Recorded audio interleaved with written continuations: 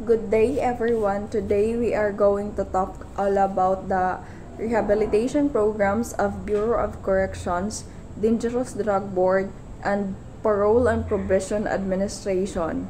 Bureau of Corrections or BUCOR is charged with the custody and rehabilitation of national offenders sentenced to serve of imprisonment of more than 3 years. So, ang main function ng Bureau of Corrections ay ang pangangalaga at pagpapabago sa isang nagkasala na may pagkakakulong na higit pa sa 3 taon.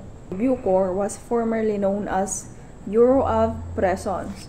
So, sa taong 1987, the Bureau of Prisons was renamed to Bureau of Corrections sa ilalim ng Executive Order number 292 of the Administrative Code of 1987 to emphasize the shift of its primary goal, which is from punitive means pagpapahirap to rehabilitative. Rehabilitative is to pagbabagong buhay. So, karamihan sa atin ay nakakaalam din na ang Bureau of Corrections ay mayroong 7 penal colonies. So, to name it, we have New Bilibid Prison in Muntinlupa City, Correctional Institution for Women or CIW in Mandaluyong City, Iwahig Prison and Penal Farm in Puerto Princesa, Davao Prison and Penal Farm in Davao del Norte, Sablayan Prison and Penal Farm in Occidental Mindoro, San Ramon Prison and Penal Farm located at Zamboanga City, and lastly, the Leyte Regional Prison located in Abuyog, Leyte. Next is the mandates of the Bureau of Corrections. So una, we have safekeeping of national PDLs. So which shall include the maayos at sapat na provisions of basic necessities just like tirahan, pagkain, damit, tubig, at mga gamot.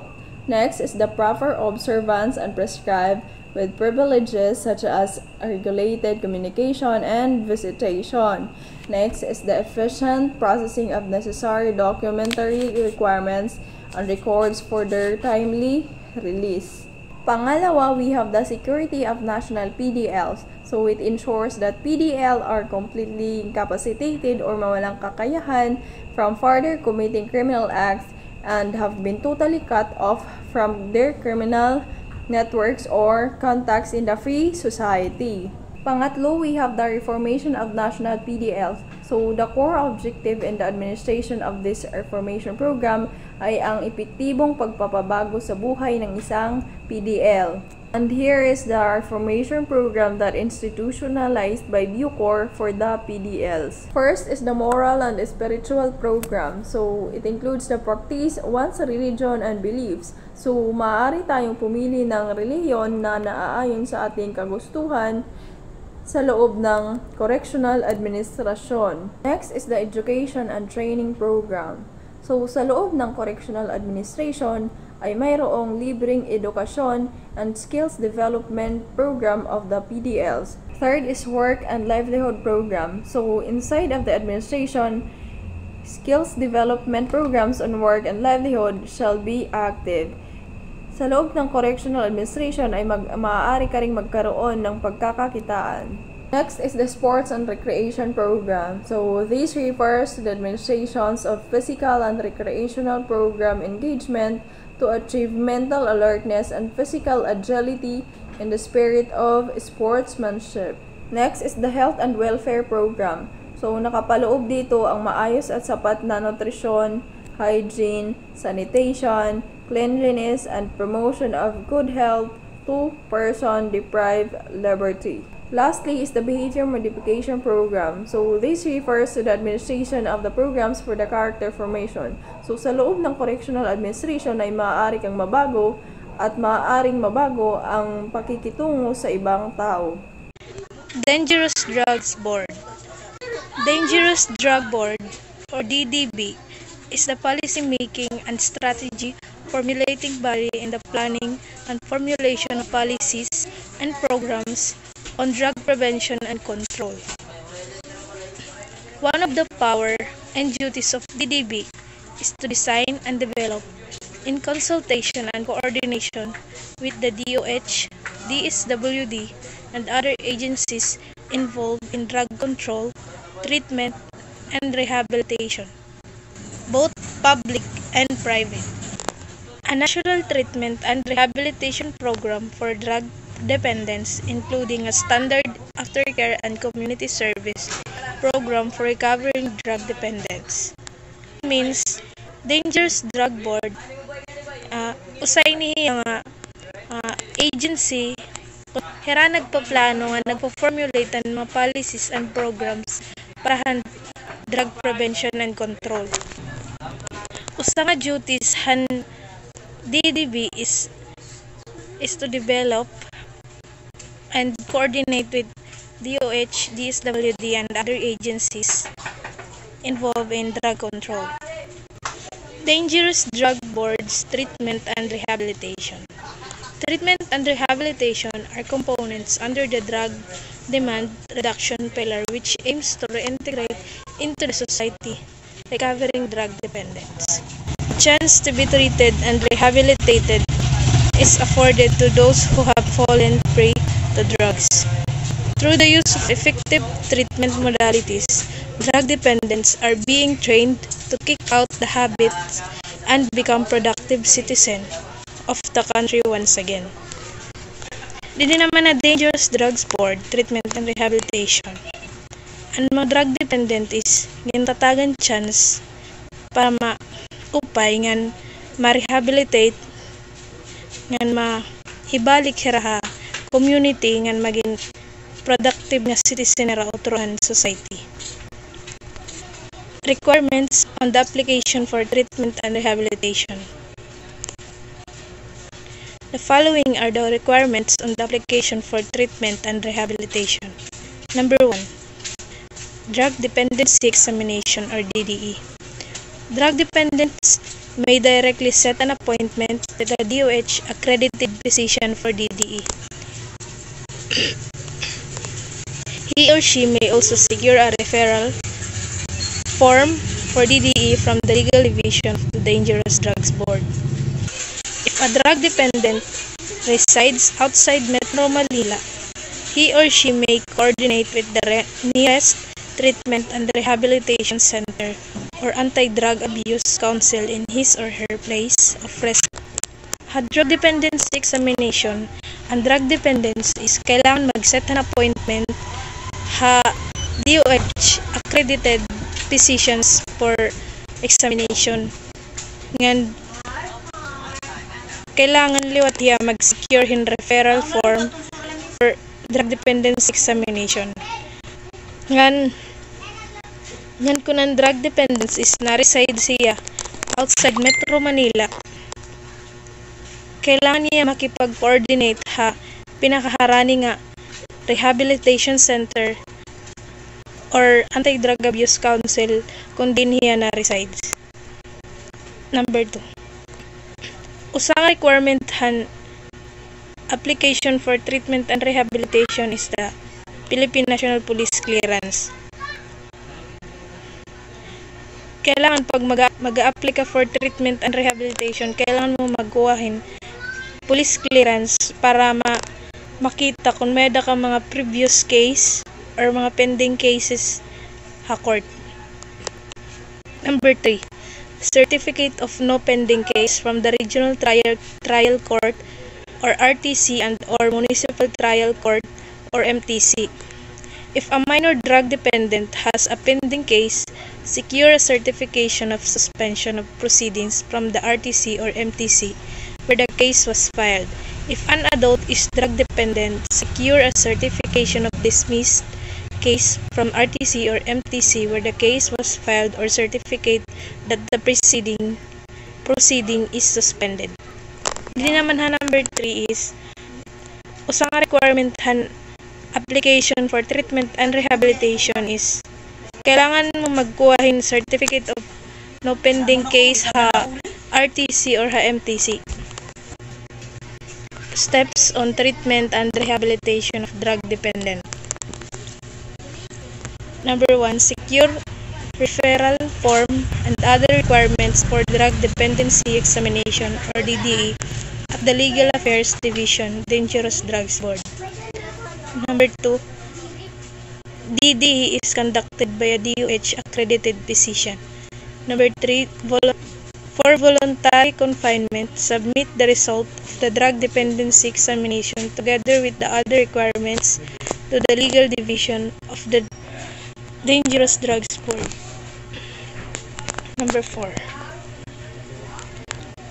the DDB Legal will process the petition for confinement pre-signed by DDB authorized representative prior to the release of the petition filed by the applicant with the RTC.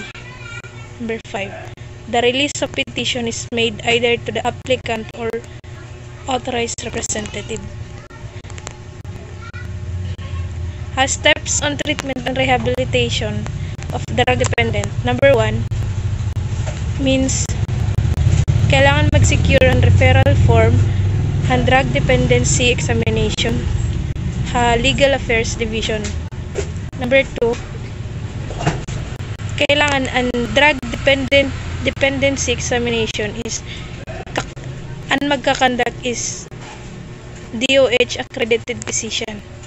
Number 3, parahan voluntary confinement, kailangan mag-submit ang result of drug dependency examination kaupo dahan iba pang requirements Legal Division of the Dangerous Drugs Board. Number 4, the DDB Legal will process. Ang DDB ang magpaprocess han petition for confinement, kailangan may pre-signed diyan DDB authorized representative. Number 5, ang release petition is kailangan an applicant or an authorized representative ang maghihim. Treatment modality. Drug treatment modality is the model or appropriate in the treatment of drugs dependence utilized by treatment and rehabilitation centers. Ang drug treatment modality ay tumutukoy sa mga paraan o mga programa na ginagamit upang matulungan ng mga taong may problema sa paggamit ng droga. Some of the treatment modalities being implemented. The disciplinary team approach is a method in the treatment and rehabilitation of drugs dependence which avails of the services and skill of a team composed of psychiatrists or psychologists. Ang multidisciplinary team approach ay isang paraan ng pagtrabaho kung saan ang mga profesional mula sa iba't ibang larangan ay nagtutulungan upang makamit ang isang particular na layunin o solusyon sa isang problema. Therapeutic community approach. It is a highly structured program wherein the community is utilized as the primary vehicle to foster behavioral and attitudinal change. Therapeutic community approach ay isang modelo ng paggamit sa droga na nagbibigay diin sa ito ay naglalayon magbigay ng komprehensibong paggamot sa mga taong may problema sa paggamit nito. Hazelden-Minnesota model view addiction as a disease and involuntary condition caused by factors largely outside a person's control. Ang Hazelden-Minnesota model ay isang komprehensibong programa ng paggamot sa droga na nagbibigay diin sa pagpapalakas. Spiritual approach uses the Bible as a primary source of inspiration to change. Eclectic approach aims at applying a holistic approach in the rehabilitation program. Ito ay isang paraan ng paggamot sa droga na nagbibigay diin sa pagkakaroon ng iba't ibang mga diskarte at pamaraan upang matugunan ang mga kailangan ng mga individual. Ito ay naglalayong magbigay ng komprehensibong paggamot sa mga taong may problema. Psychotherapy is a form of treatment of problems of an emotional nature in which a trained person deliberately establishes a professional relationship with a patient with the object or remedy. Ang psychotherapy kilala rin bilang paggamot sa kaisipan Ito ay isang proseso ng pagtutulungan sa pagitan ng isang klinika o therapist at ng isang individual, grupo, upang matulungan silang harapin ang kanilang mga problema o suliranin. Counseling is a process of assistance extended by center personnel is an individual or group situation to a needy patient. Ang counseling ay isang proseso ng pagtulungan sa pagitan ng isang counselor at ng isang individual, grupo o pamilya upang matulungan silang harapin ang kanilang mga problema o suliranin. Tapos, an individual therapy involves a one-to-one relationship between the counselor and the patient with the primary aim of helping the later get rid of the reduce his drug abusing behavior. Individual therapy ay isang uri ng paggamot sa kaisipan kung saan isang individual ay nagtutulungan sa isang lisensyadong therapist upang matulungan silang harapin ang kanilang mga problema. Group therapy is a form of therapy where the individual is helped through a group process. Group therapy ay isang uri ng paggamot sa kaisipan kung saan ang isang grupo ng mga individual na may katulad na problema o suliranin ay nagtutulungan sa ilalim ng pangasiwa ng isang lisensyadong therapist. Family therapy as a form of intervention is based on the recognition that the family as a primary social unit can be source of a problem leading to drug use. Community work project include among others environmental and energy conservation projects, training in agriculture and other civic religious activities. Community work project ay isang uri ng proyekto na naglalayong magbigay ng serbisyo sa komunidad upang mapabuti ang kalidad ng buhay ng mga miyembro nito. Sheltered workshop provide training for skills development and employment with appropriate compensation in a controlled environment to increase self-esteem and chances for outside placement. Good day everyone. We're here to talk about Parole and Probation Administration. Ano nga ba ang Parole and Probation Administration? Parole and Probation Administration is an attached agency of the Department of Justice na nagbibigay ng alternatibo sa pagkakakulong para sa mga nagkasala.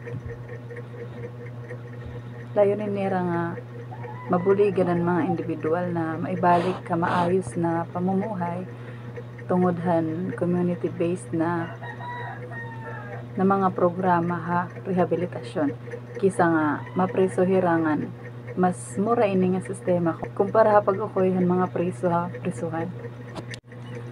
Kumbaga, madali nga yakan, ang PPA nakafocus siya paghahatag hin second chance mga nagkasala nga nagsisisi ng willing bago. Habang ginpoprotektahan liwat nera ang society iba pa nga mga krimen. Major Rehabilitation Program of PPA. The goal of the rehabilitation program of PPA is to effect the rehabilitation and reintegration of prisoners, parolees, pardoners, and first-time minor drug offenders as productive, law-abiding, and social responsible members of community through maayos nga supervision program para haira. Siguro good nga ang mga supervision program is mga unang layuninhan gobyerno like hadi nga sariling sikap program na nagahatagin mga opportunity para maging self-reliant ang mga tao. Ngan usa pa di nga jail decongestion program pagibanhin suot or siksikan mga presuhan sa pamamagitan or tungodhan rehabilitasyon ngan reintegration mga makakabalik society. Ang ikadua is establishment of innovative and financially and technically feasible projects or naglulunsadhin mga project na kaya punduhan nga ni-implement para maging okay ang moral, spiritual, ngan kabuhayan han mga tao tungod hini nga programa. Ginigamit liwat ang mga resources para mapadali ang ira pagbabag-o a ira kinabuhi. Hamadali nga yakan, ira layon nga mabuligan ang dati nga mga preso or nasangkot ha krimen na magbag-o ngan mahingad to ha kaupayan ngan mabalik yung maupay ha community. PPA has adopted a harmonized and integrated treatment program for these clients to effect their rehabilitation. This harmonized and integrated program involves, number 1, the restorative justice principles and concepts, number 2, the therapeutic community modality, and the third one is the use of voluntary provision aids. Sa madaling salita, or in short, ang programang ito ay isang holistic na pamamaraan ng rehabilitasyon na hindi lamang nakatuon sa pagbabago ng offender, kundi sa pagpapalakas din ng ugnayan at responsibilidad sa loob ng komunidad. Restorative justice is a process through which remorseful offenders accept responsibility for their misconduct, particularly to their victims and to the community. It creates an obligation to make things right through proactive involvement of victims, ownership of offender of the crime, and the community in search for a solution which promote repair, reconciliation, and reassurance.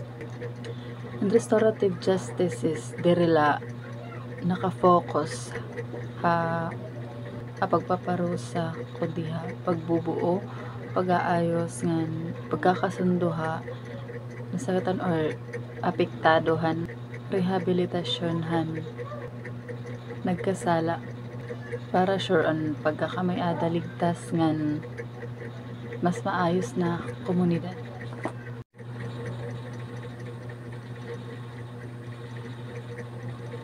Volunteerism.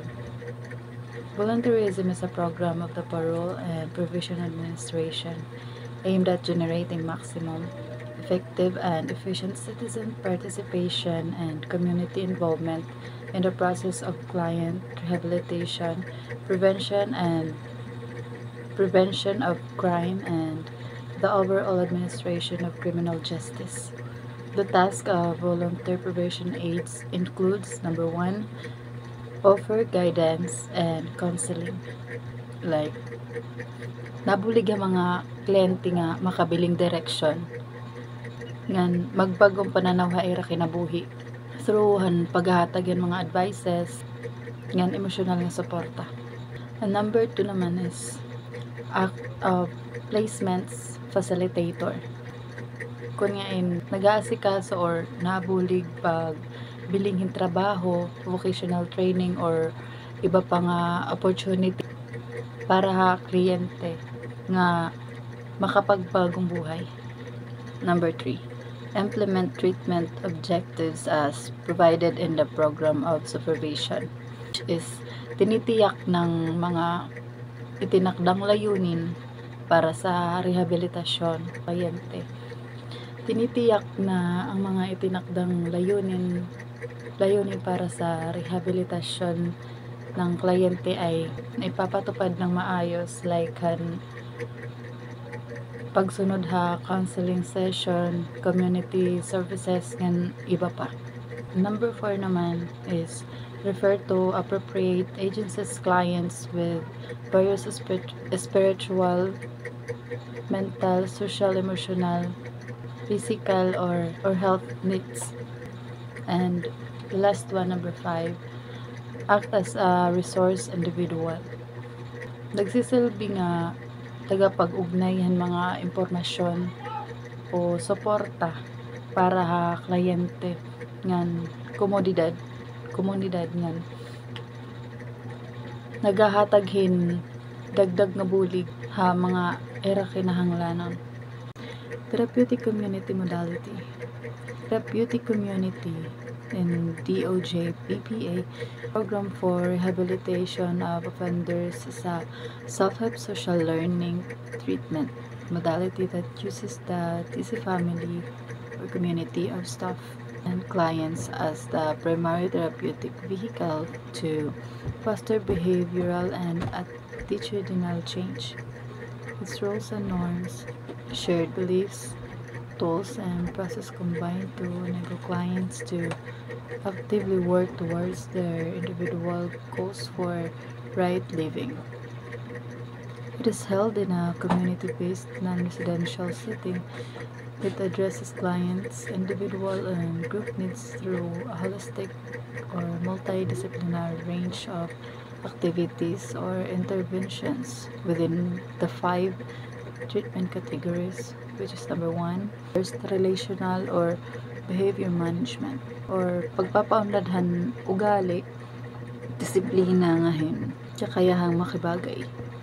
Number 2, effective or emotional psychological or buligha kliyente nga maunawaan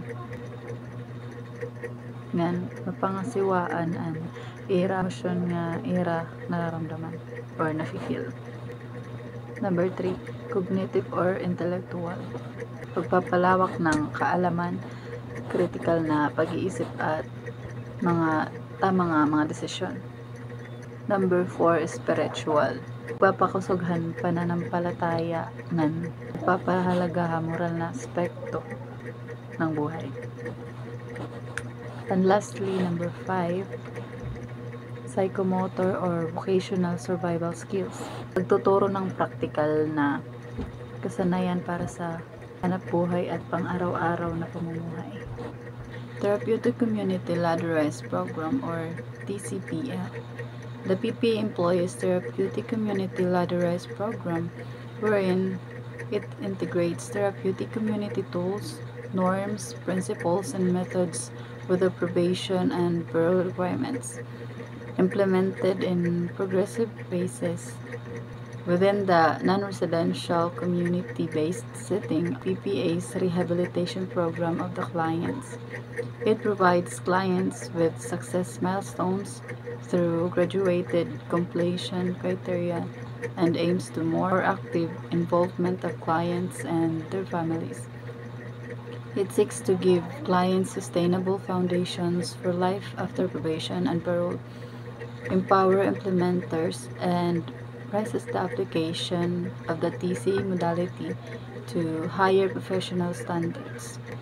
Sa madaling salita, ang TCPL ay isang detalyado at progresibong rehabilitasyon na nagbibigay diin sa pagbabago ng ugali, pagbuo ng tamang asal, at pagpapalakas ng kakayahan ng mga kliyente na maging ganap na responsableng miyembro ng lipunan.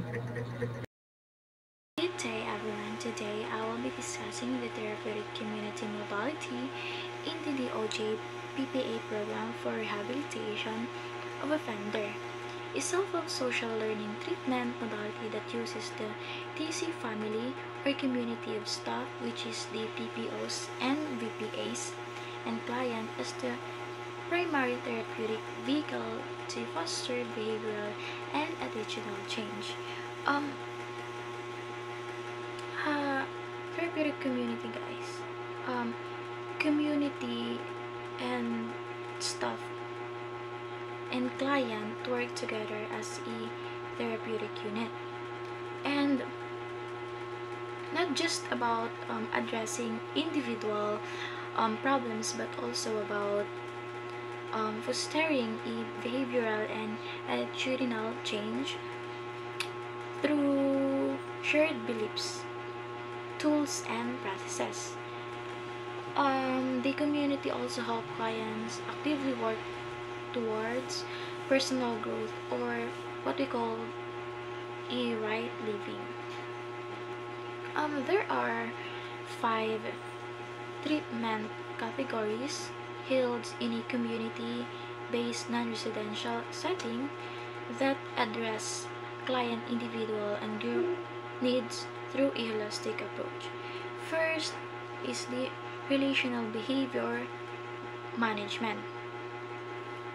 These types of treatment focus on improving communication skills or relational skills. The second one is the affective or emotional psychological. This kind of treatment naman helps those client na may anxiety, nabubuligan hira in a way that they can learn how to manage their emotion. The cognitive or intellectual naman, this kind of treatment help the client improving decision making to avoid impulsive decisions. Spiritual naman, this kind of treatment focus on helping the client to find sense of purpose and meaning in life. The psychomotor or vocational survival skills naman, it helps someone recently released from prison, and this kind of treatment help them integrate into society. The preparatory stage. This stage corresponds to the 60 days investigation period for petitioners for provision, parole, and executive clemency. As part of the investigation, the assigned officer accomplishes the intake interview using the worksheet and secures additional relevant information through another investigation procedures. The investigation officers or the IO's findings together with the result of client's needs and problem checklist will provide the initial general assessment that will in turn be used as a basis for preparation of client's personal development plan if probation or parole is recommended. At this stage, the investigation officer and CPPO or OIC should aim to create in the client and his or her family a mindset of cooperation and support for the former's rehabilitation program. This stage, this preparatory stage naman, kintatagan ang assigned officer within this 60 days, the assigned officers allows for background check dito ka client, like sakob hininga 60 days. Unassigned officers i-background check niya ang client, and also i-interview gihapon niya ang family ni client and also the community members. Ngan i-review gihapon ni assigned officers ang criminal history ni client. At the end of the preparatory stage, the client shall have accomplished the first needs and problem checklist and initial personal development plan together with the investigation officer. It signifies the completion of the initial assessments.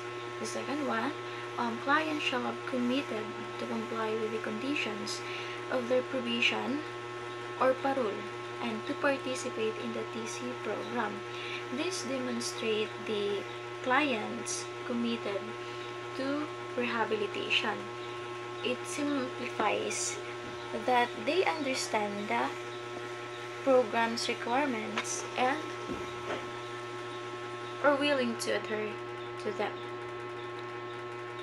Third one, the problems that may hinder clients' participation in the TC program shall have been identified and addressed, like for example, expenses or absences, literacy. This proactive approach addresses potential barriers to program success. The other one, clients, family member, and VPAs shall have a shall have attended the introductory briefing during the investigation period or within the first month of supervision. This emphasizes the importance of family and community involvement.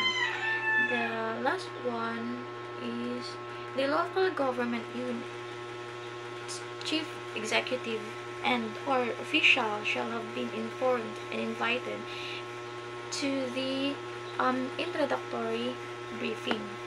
It pertains the involvement of local government or local authorities, ensure collaboration and community support for the client reintegration. That's all. Thank you. So now I'm going to continue to discuss about pieces of therapeutic community ladderized program. Phase 1 Orientation. This is where the building of the foundation of the CLP is done. Clients are assimilated into the TC culture during this phase. Ang orientation phase ay isang mahalagang yugti kung saan inihahanda ang client sa bagong pamumuhay sa TC. Tinuturuan sila ng mga kinakailangang kaalaman at sinisimulan ng proseso ng pagbabago sa ugali, pananaw, pag-uugali upang makamit ang ganap na rehabilitasyon. At the end of the orientation phase, the client shall have first relational behavioral management, compiled with probation and parole condition, use pull-up affirmation, elaboration, and other behavior shaping tools, refrain from using prohibited drugs, establish bonding and trust with the TC family, involve some family members in the rehabilitation activities. Second, affective or emotional psychological, shown good grooming, began to accept responsibility for their personal change. Third, cognitive or intellectual. First, identify personal strengths and weaknesses and resolve to change specific negative behaviors and attitude. Acquire knowledge of the TC concept, tools, and processes. Fourth, spiritual. Applied at least one TC and written philosophy. Develop insight on the rehabilitation program through reflection. Demonstrated understanding and appreciation of the TC philosophy. Expressed insight on their faith in God as the primary source of help in order to change. Lastly, psychomotor or vocational survival skills. Demonstrated responsibility through performance of assigned tasks. Sa madaling salita, may inaasahang resulta ang kliyente na kailangan maabot bilang bahagi ng rehabilitasyon. Ang retention phase ay nagsisilbing pundasyon para sa tuloy-tuloy na rehabilitation at pagbabalik loob sa mas maayos na pamumuhay. And now, let's proceed to criteria for promotion to phase 2. Ang layunin nito ay tiyakin handa na ang kliyente na harapin ang mas malalim na proseso ng pagbabago sa phase 2. First, relational or behavioral management, compiled with condition of probation and parole, completed 100% of TC phase 1 session, perform an assigned role or participated in the required number of morning meetings, tested negative for prohibited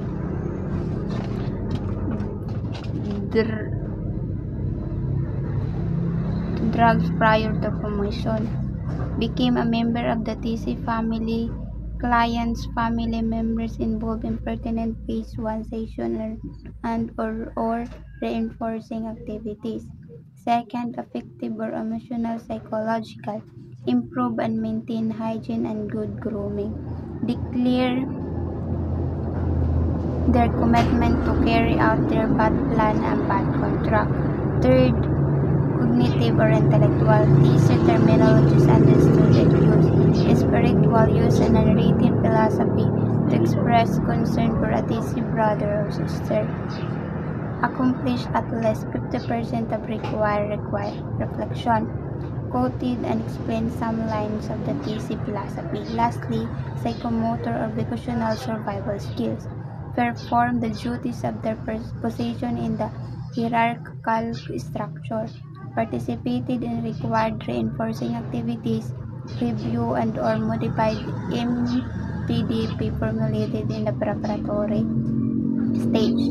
Prepared a roadmap to success prior to termination of probation or parole. Phase 2, primary treatment. The focus of primary treatment is to effect behavioral change and develop client initiative and self-discipline. Through constant application of TC values and with regular use of TC tools, the clients manifest a socially acceptable behavior and live an addiction-free lifestyle. Ang primary treatment phase ay tumutukoy sa kliyente na maging responsable, disiplinado at produktibo habang inaiwasan ang negatibong gawi gaya ng addiction. Maghahanda ito para sa pagbabalik sa lipunan bilang isang responsableng mamamayan na may kakayahang magtaguyod na mas maayos at addiction-free na pamumuhay. At the end of the primary treatment, the client shall have the first relational behavior management, continue to comply with probation and parole condition, demonstrated socially acceptable behavior, become familiarized with behavior shaping tools and apply them appropriately, become aware of an applied correct practices on environment issues, develop awareness of civic duties and responsibilities, refrain from use of prohibited drugs, identify triggers for relapse, understood and applied the concept of restorative justice and endeavored to reconcile with the victim and community. Second, affected or emotional psychological, identified, accepted and respected personal feelings and dealt with them appropriately. Express realization and insight into their behavior, attitudes, and values.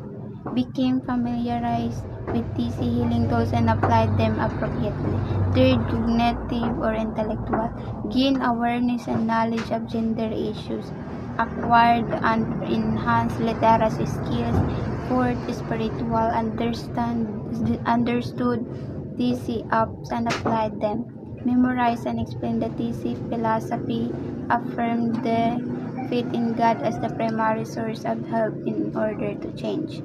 Lastly, psychomotor or vocational survival skills. Sought and assume responsibility, identified and develop employable skills. Good day, sir. I am Patrick Ransaming Reserente and I am the last reporter for this topic, Phase 4, Integration. In this phase, the client manifests sustained positive changes in behavior and attitude that makes him or her a TC strength and a role model to her fellow client. So, phase 4, si client kailangan niya maging manifest or masustain niya ang mga positive changes ang iya pag-uugali that makes him her strength at maging role model iya fellow clients. It is also during this phase that the client sustains lawful means of livelihood, applies adequate literacy skills, and deals with others in positive ways, thus making him or her a productive member and an asset of the community. So, yung client, kailangan niya masustain ang lawful means of livelihood para may apply niya mga adequate literacy skills na sinasang-ayon ng iba ang mga positibo nga paagi, thus making him or her productive member to the community. So the client is expected to consistently behave in a responsible manner both in the family and in the community without the direct supervision of the probation and parole officer. So, ang client, expected iniya na maging consistently or consistent behave an iya kalugaringon and maging responsible manner ha pareho, ha pamilya and ha community na waray man direct supervision and probation or parole officer. Then, client sustain lawful means of livelihood. So, kailangan lahat niya masustain ang mga lawful means and livelihood like applies adequate literacy skills, deals with others in positive ways, thus making him or productive o para sa kanina maging productive gihap, he a member and asset in the community. At the end of this integration phase, the client shall have first, relation behavior management.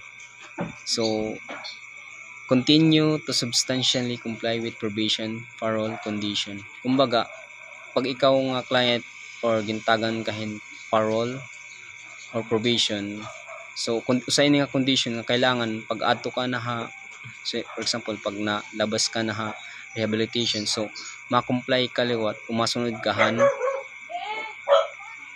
an condition han probation or parole. Na for example, di ka dapat maghimuhin sala na bisan anong kung anong condition ha probation or parole. Then maintain harmonious relationship with the family and community. So kailangan mo maintain ang pinaka-harmonious relasyon mo ha family ngan ha community. Then become a role model to other clients. So maging role model ka, maging maupay kang model ha ibang mga kliyente na mapapakita mo ang magpagiging maupay mo. Then maintain peaceful relationship with the victim. For example, dapat importante gyapon in ang relationship dila him family. Kailangan natin ha victim, ma-maintain mo ang peaceful relationship mo iya. Yun po. Then that's number 2, effective emotional psychological.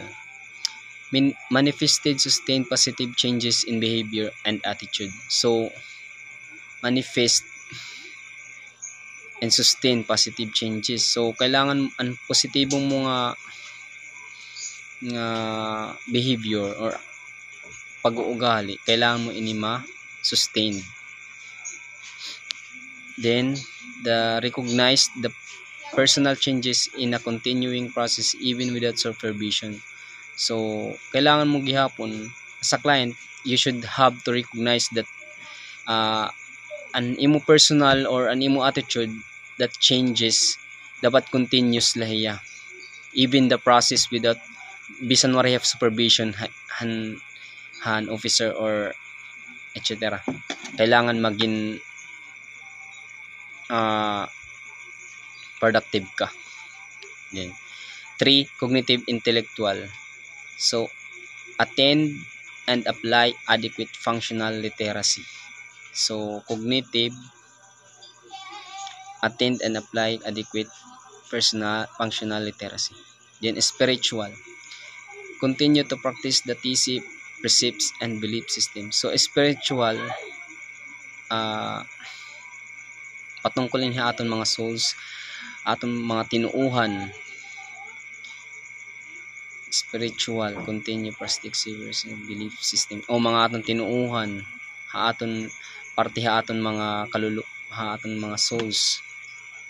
We have different belief ha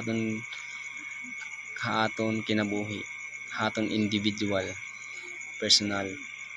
Then 5, psychomotor, vocational survival skills. Become economically independent. So kailangan mo maging independent as usual. Masalat inihiya nga importante.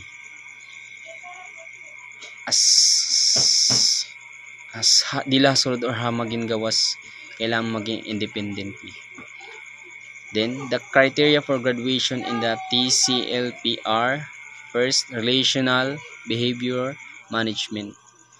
So same as number 1, ang una gihapon. Substantially comply with probation, parole condition. Attend at least 90% of TC pays for session including mandatory session. So kailangan mo talaga umattend TC for or mga session kasi mandatory ini.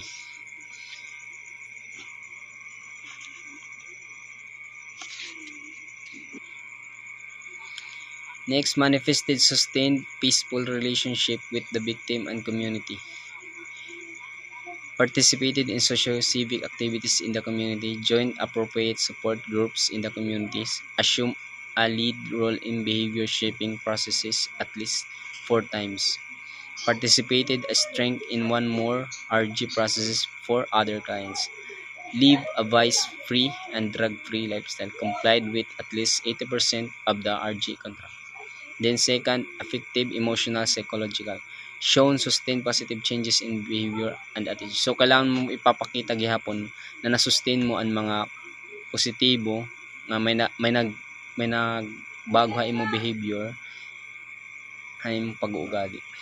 Then cognitive intellectual. First, SUD academic or vocational technical courses satisfactorily manifested the ability to discern right from wrong and applied appropriately through processes to cope with daily life challenges.